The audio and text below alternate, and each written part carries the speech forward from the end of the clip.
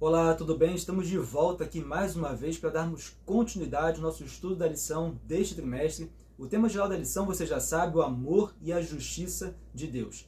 A lição de hoje é a lição de número 7, estamos aí já nos encaminhando já para a segunda metade da lição deste trimestre. A lição de número 7 tem como título Problema do Mal.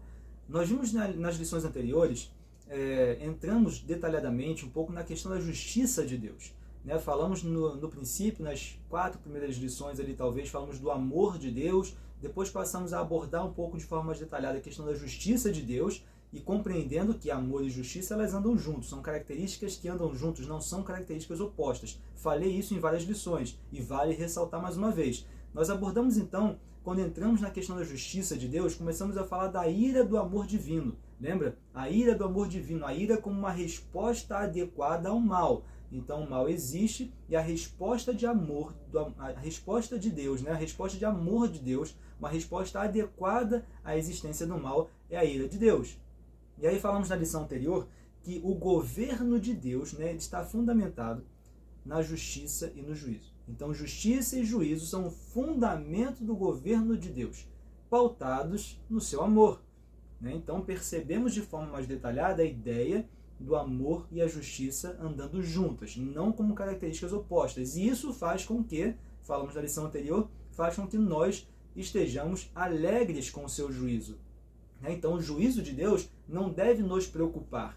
Às vezes as pessoas ficam preocupadas, Deus é um Deus de justiça, vai derramar o seu juízo sobre a terra, sobre nós, e isso não precisa nos preocupar.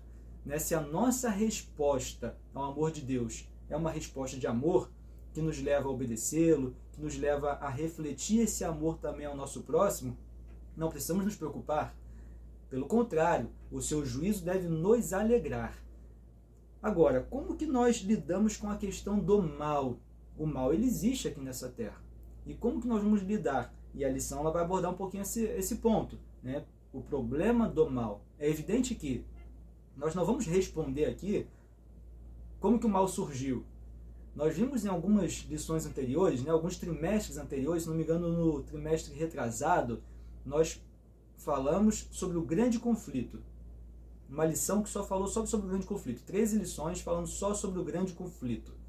E ali nós temos de forma detalhada, inclusive nós gravamos aqui, tem no nosso canal, foi o último trimestre que eu gravei, inclusive, o grande conflito. Você pode voltar lá e assistir, tem de forma detalhada essa questão, surgimento do mal no coração de Lúcifer, Como que surgiu? É difícil você responder, não dá para respondermos, mas Lúcifer duvidou do amor divino. Lúcifer duvidou que o governo de Deus era um governo justo. Ele duvidou disso. E a partir dessa dúvida, ele alimentou essa dúvida, ele alimentou esse sentimento que vai surgindo essa questão do orgulho, de querer ser maior, e aí, então, nós temos o surgimento do mal. Mas na lição de hoje, a ideia é nós entendermos como que nós lidamos com a existência do mal aqui nesse mundo.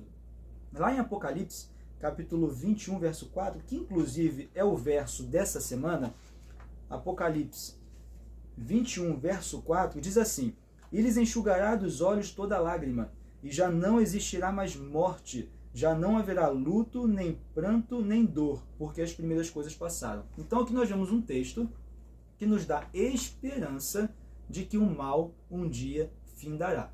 É um texto que nos traz esperança de que o mal vai acabar um dia. Não haverá mais pranto, nem choro, nem dor, nem morte, não haverá. O mal, ele acabará. Nós temos essa esperança. Existem outros textos na Bíblia que nos trazem essa esperança. Mas como lidar com o mal? O mal existe. Nesse momento, ele existe. Nesse momento, nós vemos muitas maldades, no mundo, cotidianamente. Como lidamos então com isso? Interessante que Jó, lá em Jó capítulo 30, verso 26, diz assim: "Aguardava eu o bem, e eis que me veio o mal. Esperava a luz, veio-me a escuridão." Então Jó ali questionando um pouco a questão do mal que estava sobre ele, o sofrimento que ele estava tendo naquele momento. Esperava algo bom e veio o mal. Esperava a luz e veio a escuridão. Interessante que Jeremias, lá em Jeremias capítulo 12, no verso 1, diz assim: "Justo serias, ó Senhor, ainda que eu entrasse contigo no pleito, contudo falarei contigo dos teus juízos. Porque prospera o caminho dos ímpios e vivem em paz todos os que cometem o mal alevosamente. Então veja que Jeremias aqui, ele não está necessariamente questionando, né, mas ele está lamentando o sofrimento dos inocentes e perguntando: por que prospera o caminho dos ímpios? Por que, né, vivem em paz aqueles que cometem maldade? Talvez você já tenha feito esse questionamento alguma vez. Fazemos esse questionamento com certeza muitas vezes. Por que a pessoa má, a pessoa injusta, a pessoa desonesta está prosperando, enquanto aquele que é justo, inocente, sofre as consequências do mal? Por que isso acontece? Bem, interessante que nós fazemos muitas vezes esse questionamento, mas o próprio Jesus, ele sofreu isso. Porque veja, nós quando vemos o sofrimento do inocente, né, nós quando sofremos na nossa pele por conta da existência do mal, algum sofrimento, e achamos que isso é injusto, muitas das vezes nós nos sentimos desamparados. Parece que Deus está longe, parece que Deus não está agindo, parece que Deus ele não está observando, simplesmente está deixando acontecer e pronto. Jesus ele sofreu essa sensação de desamparo. Lá em Mateus capítulo 27, verso 46, Mateus 27, verso 46, deixa eu só abrir para lermos juntos, Mateus 27, verso 46, no momento ali onde Cristo ele toma sobre si a maldade do mundo inteiro. Simplesmente a maldade de todas as pessoas do mundo. Aquelas que já tinham morrido, aquelas que existiam naquele momento, aquelas que viriam existir depois. Então Jesus é que ele sente sobre si todo o pecado de todas as pessoas. E o que ele fala nesse momento? Lá em Mateus 27, verso 46. Por volta da hora nona, clamou Jesus em alta voz, dizendo: Eli, Eli, lama sabachthani, o que quer dizer: Deus meu, por que me desamparaste? Então o próprio Cristo, ele sente na pele essa sensação de desamparo, essa sensação de sofrimento, de injustiça, da maldade, justamente por conta da existência do pecado, da maldade nesse mundo. O próprio Cristo, ele sente isso. Interessante que ele está aqui citando Salmo 22. Salmo 22, 1. Vamos voltar aqui um pouco para o Antigo Testamento. Lá em Salmo 22, no verso 1, é justamente o que Cristo está citando aqui nesse momento de sofrimento e essa sensação de desamparo, porque o mal, o pecado, ele nos traz essa sensação. Uma sensação de desamparo, uma sensação de que estamos distantes de Deus. Uma sensação, né, de um abismo que nos separa do Pai. É isso que o pecado faz, ele causa separação entre nós e o Pai. E Cristo, ao tomar sobre si a maldade de todo mundo, é justamente o que ele sente. E aqui no verso 1 de Salmo 22, diz assim: Deus meu, por que me desamparaste? Por que se acham longe de mim a salvação, as palavras de meu bramido? Então, Jesus está citando justamente esse salmo, o Salmo de Davi. Interessante que esse Salmo de Davi, ele traz aqui como seu título Sofrimento e Vitória do Messias. É um salmo que inicia com o sofrimento do Messias, mas ele termina com triunfo. Jesus ele cita então um salmo onde inicia com o sofrimento, mas ele termina com triunfo. Veja o que mostra lá no verso 28 até o verso 31 do próprio Salmo 22, diz assim: Pois do Senhor é o reino, é Ele quem governa as nações. Todos os opulentes da terra hão de comer e adorar, e todos os que descem ao pó se prostrarão perante Ele, até aquele que não pode preservar a própria vida. A posteridade o servirá, falar-se-á do Senhor a geração vindoura. Hão de vir anunciar a justiça dele. Ao povo que há de nascer, contarão que foi ele quem o fez. Então é interessante, Jesus, quando ele sente essa sensação de desamparo, ele cita um salmo onde traz o seu sofrimento inicialmente, mas traz também o triunfo. Então, quando nós percebemos isso, nós passamos a entender como lidar com a existência do mal. O mal existe. A injustiça existe, mas isso acabará. Isso não permanecerá eternamente. Pelo contrário, isso findará, e o que continuará eternamente é o triunfo do nosso Senhor Jesus Cristo. Precisamos ter essa certeza, essa confiança. E interessante, se você continua no livro de Salmo, logo no Salmo 23, que logo depois do 22, Salmo 23, você tem ali o Senhor é o meu pastor, nada me faltará, né? E no 23, verso 4 diz, ainda que eu ande pelo vale da sombra da morte, não temerei mal algum, porque tu estás comigo. Perceba que no Salmo 22, nós vemos o sofrimento. Jesus, o próprio Deus encarnado, ele entende o sofrimento que o mal traz, ele entende o sofrimento que o pecado traz, ele triunfa sobre o mal na cruz, né? Ele triunfa sobre o mal, ele é vitorioso sobre o mal, ele derrota o mal, e no 23, então, nós vemos que ele tem total capacidade, digamos assim, né, de entender na pele tudo que o mal nos traz. Por isso que diz, ainda que eu ande pelo vale da sombra da morte, eu não temerei mal algum, porque tu estás comigo. Porque Cristo está comigo. Porque o mesmo Cristo que sofreu, que foi humilhado, que foi injustiçado, ele foi vitorioso. E ele pode então me guiar quando eu passar pelo vale da sombra da morte. Veja que o texto não nos promete que viveremos sempre em momentos bons, tranquilos, felizes, né? Sem sofrimento, sem dor. O texto não nos promete isso, mas o texto nos diz, ainda que eu ande pelo vale da sombra da morte, ainda que eu esteja em sofrimento, ainda que eu me sinta injustiçado, ainda que eu esteja não somente me sentindo, mas sendo realmente injustiçado, não temerei mal algum, porque aquele que sofreu também, mas venceu, esse estará comigo. Então eles têm total tranquilidade de nos guiar, porque eles sabem muito bem na pele o que é nós sofrermos. Veja como nós precisamos entender e lidar com a existência do mal. O mal existe, então nós precisamos saber lidar com a existência do mal. A lição dessa semana, ela tem esse propósito, né, de nós entendermos um pouco como lidar nesse mundo com a existência do mal, mas na certeza que um dia isso acabará. No decorrer da lição, nós vemos aqui então uma frase que eu separei na lição de segunda-feira, que diz assim, o fim da história virá com o triunfo do amor sobre o mal. Precisamos ter essa tranquilidade. O fim da história virá com o triunfo do amor sobre o mal. Essa é uma certeza. Nós vimos aqui no texto de Jó 30:26, né, ele questionando o sofrimento que ele estava passando, esperava algo bom e veio algo ruim, esperava a luz e veio a escuridão. E no capítulo 38, no capítulo 38, exatamente no capítulo 38, vou voltar um pouquinho aqui, nós temos uma resposta de Deus a esses questionamentos. Então Jó, ele tem um questionamento, porque está passando pelo sofrimento, né? Não merecia, está sofrendo naquele momento, mas ele não entende muito bem, é evidente, nós não entendemos os propósitos de Deus.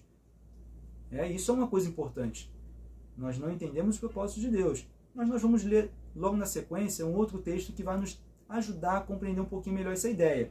Mas aqui nós vemos que no capítulo 38, nós temos uma resposta de Deus aos questionamentos de Jó, que é uma resposta muito profunda. E com certeza é uma resposta que serve para nós também quando nós questionamos o sofrimento que nós passamos, quando nós questionamos, né, a injustiça que nós passamos, quando nós questionamos a maldade que existe no mundo, uma maldade que parece sem fim. Em Jó 38, não tem como nós lermos tudo aqui, porque é um capítulo um pouco grande, depois você lê com calma, mas é uma resposta muito profunda. Vamos ler apenas alguns textos. No verso 4, diz assim, né, Deus falando com Jó, onde estavas tu quando eu lançava os fundamentos da terra? Dize-me, se tens entendimento, onde estava tu? Eu sou o Criador. Quando eu estava lançando os fundamentos da terra, onde estava tu? Quem lhe pôs as medidas, se é que o sabes? Ou quem estendeu sobre ela o cordel? No verso 8 diz, né, quem encerrou o mar com portas quando irrompeu da madre, quando eu lhe pus as nuvens por vestidura e a escuridão por fraldas? Onde estava tu? Deus perguntando para Jó. Deus é aquele que conhece a medida de cada coisa, a medida de todas as coisas. Ele conhece profundamente o nosso coração. Ele é o Criador do universo, o Criador de tudo, é o nosso Criador. Aqui diz no verso 25, né, quem abriu regos para o aguaceiro, ou caminho para os relâmpagos dos trovões, para que se faça chover sobre a terra, onde não há ninguém, e no ermo em que não há gente, para descedentar a terra deserta e assolada, e para fazer crescer os renovos da erva. Então Deus mostrando que Ele é Deus, que Ele é o Todo-Poderoso. Aqui literalmente Deus deixando claro, eu sou o Todo-Poderoso. Eu sei de tudo, eu crio todas as coisas, sou eu que faço fazer acontecer, sou eu que impeço de acontecer. Então, a partir desse momento, Jó, ele entendendo a sua pequenez, a sua falta de compreensão, a sua falta de entendimento, Jó, então, lá em Jó 42, no verso 3, ele então compreende isso e diz, né, quem é aquele, como disseste, que sem conhecimento encobre o conselho? Na verdade, falei do que não entendia, coisas maravilhosas demais para mim, coisas que eu não conhecia. Então Jó compreende a sua falta de conhecimento. Quando ele passa pelo sofrimento, ele questiona o porquê daquele sofrimento, o porquê daquilo que estava acontecendo. Deus vem e diz, eu sou o Todo-Poderoso, somente confia.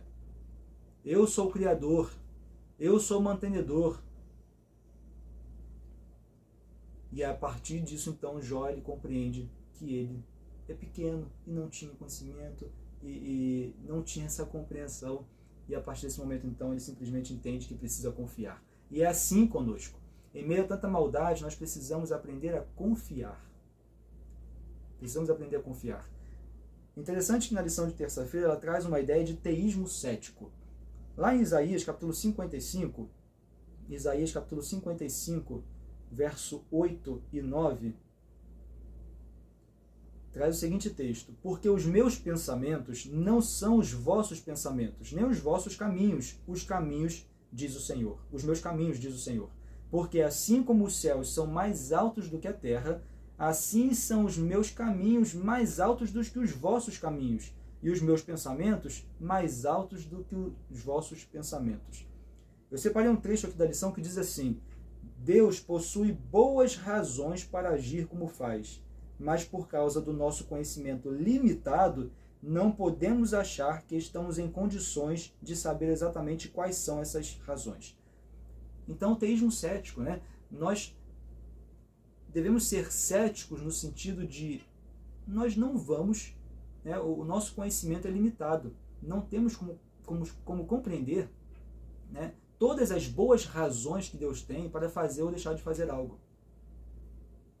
Entende?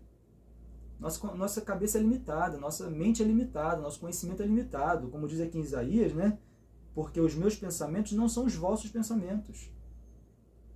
Os pensamentos de Deus são um pensamento, nosso é outro pensamento. Mas mesmo que nós não entendamos quais são as boas razões de Deus fazer ou deixar de fazer algo, nós precisamos entender que existem essas boas razões. Nós não vamos entender. Essa é a ideia do teísmo cético, né? Nós não vamos entender. Nossa capacidade mental é extremamente limitada. Não vamos entender. Nós precisamos confiar que, apesar de não entender, Deus tem boas razões para fazer ou deixar de fazer. E a lição traz até aqui uma analogia com relação, por exemplo, a micro-organismos, né, que estão aqui no ar, por exemplo. Temos vários micro-organismos aqui no ar, aqui do meu quarto, aqui onde estou gravando. Vários micro-organismos que estão no ar, vírus, né, outros micro-organismos. Eu não os vejo, mas eu sei que eles existem. Eu não os vejo, mas sei que eles estão aqui. Ou seja, eu não compreendo quais são as boas razões que Deus tem para fazer ou deixar de fazer algo, para permitir ou não permitir algo. Mas Ele tem boas razões para isso. E eu preciso confiar. Né? Confiar é um exercício que precisamos fazer. Confiar é um exercício muito importante dentro dessa questão de juízo de Deus, de justiça de Deus. A confiança tem que estar aqui bem evidente na nossa vida, porque Se nós quisermos entender tudo, entender Deus, não vamos entender e vamos desconfiar e não vamos acreditar porque não entendemos. Nós precisamos aceitar que nós não temos nenhuma capacidade de compreender completamente o pensamento de Deus. Né? Quem somos nós para tentar compreender o pensamento de Deus? Né? Mas a lição ela vai nos trazendo nesse trimestre toda a essência que está por trás do governo de Deus. Né? E isso nós entendemos. A essência do seu amor, do seu juízo, da sua justiça. E isso vai nos ajudar a confiar. Vai nos ajudar a confiar com certeza. No decorrer da lição, então, nós vemos na lição de quarta-feira, ela já traz um pouco da ideia do livre-arbítrio. Ou seja, eu não entendo quais são as boas razões que Deus tem para fazer ou deixar de fazer alguma coisa. Mas a ideia do livre-arbítrio, né, a defesa do livre-arbítrio, ela é uma boa resposta ao problema lógico do mal. Na próxima lição, na lição número 8 da próxima semana, nós abordaremos um pouco mais detalhadamente a ideia do livre-arbítrio. Mas aqui a lição já toca no assunto. Porque justamente, como nós falamos, nós não entendemos completamente o porquê Deus faz ou deixa de fazer algo. Mas, dentro do contexto da existência do mal, da lógica do mal, o livre-arbítrio, né, a defesa do livre-arbítrio, ela é um bom argumento para entendermos a questão do mal nesse mundo. A questão do mal nesse mundo. Interessante que o mal, como diz aqui a lição, ele é o resultado do uso errado do livre-arbítrio. Mal é o resultado do uso errado do livre-arbítrio. Interessante isso, né? C.S. Lewis ele escreveu que apesar dos riscos, então apesar dos riscos que o livre-arbítrio nos traz, o livre-arbítrio é a única coisa que torna possível todo o amor, toda a bondade e toda a alegria. Então o livre-arbítrio, ele é a única coisa que torna possível a questão do amor, da bondade e da alegria. Sem livre-arbítrio não tem como ter amor.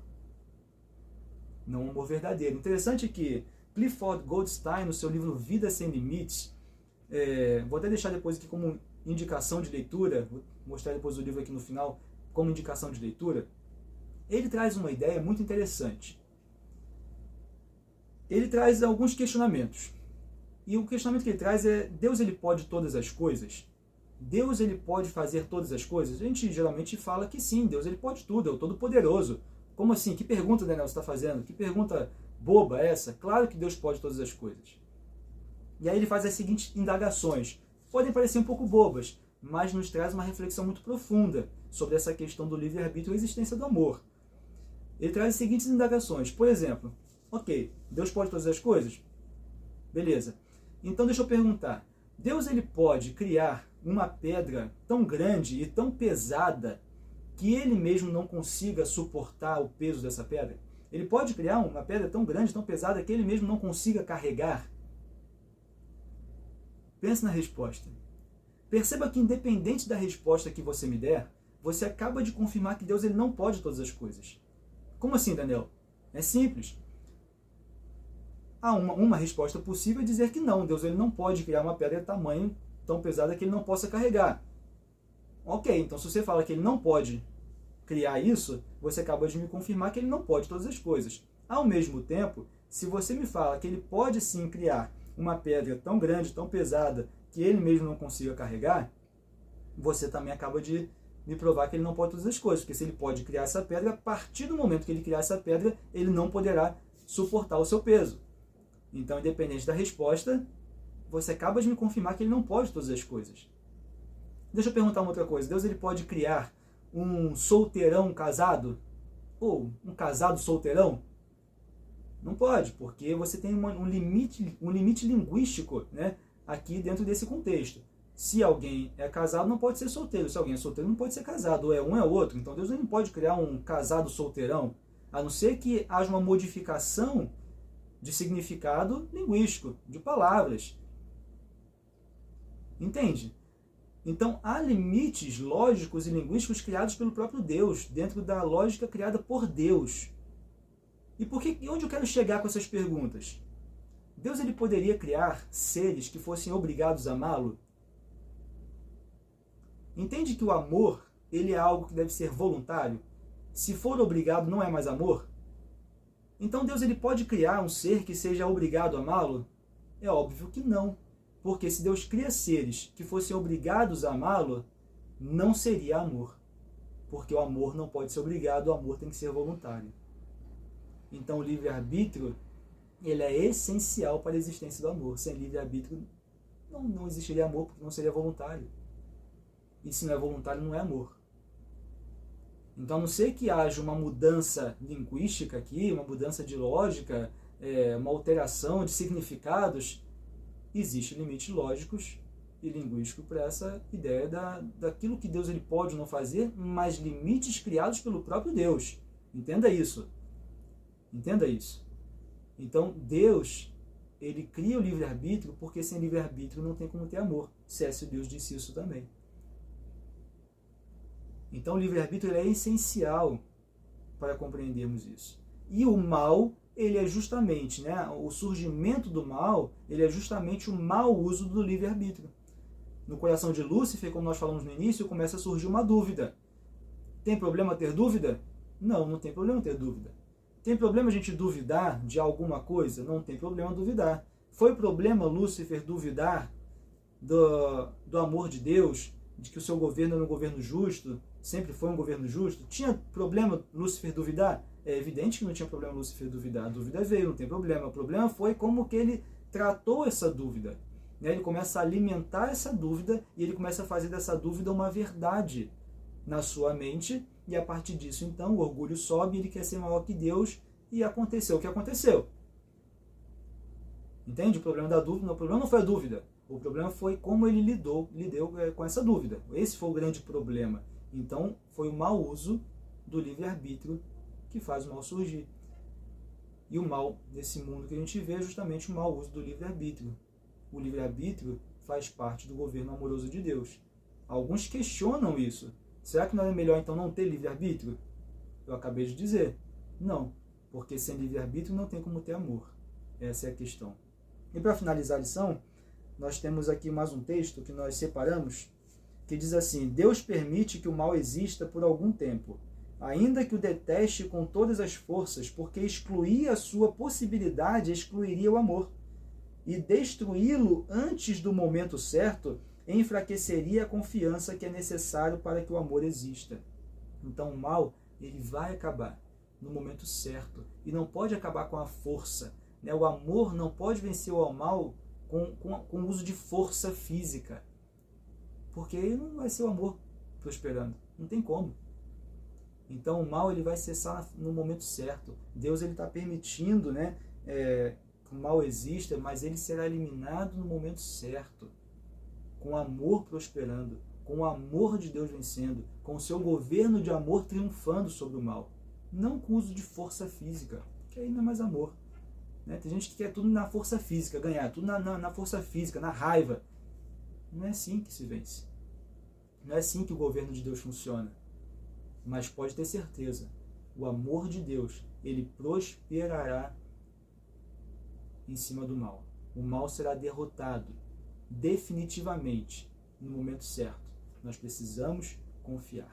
Então que nós possamos saber lidar com a existência do mal nesse mundo. O mal ele existe, ele está aí, ele atinge a nossa vida, a nossa família, mas que possamos saber lidar, confiando que o amor de Deus irá prosperar e um dia o mal terminará, findará de uma vez por todas. Que Deus te abençoe. Mais uma vez foi um grande prazer estar aqui com você nessa lição e a gente se vê então na próxima semana na lição de número 8. Até lá!